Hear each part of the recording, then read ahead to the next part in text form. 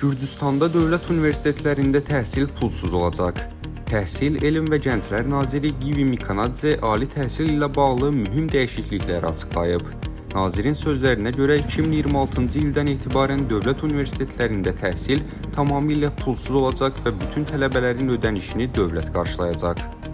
Nazir bildirib ki, islahatın əsas məqsədi dövlət universitetlərini gücləndirmək və onların ölkə üçün prioritet kadr hazırlanmasına daha aktiv şəkildə qoşulmasını təmin etməkdir.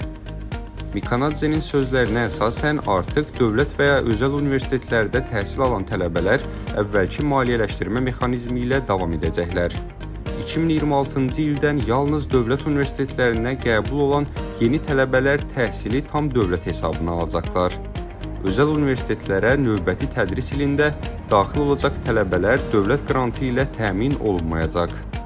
Nazir həmçinin qeyd edib ki, xarici tələbələrin dövlət universitetlərinə qəbulu məhdudlaşdırılacaq.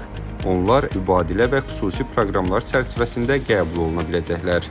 Xaricdən gələn tələbələr üçün əsas seçim özəl universitetlər olacaq.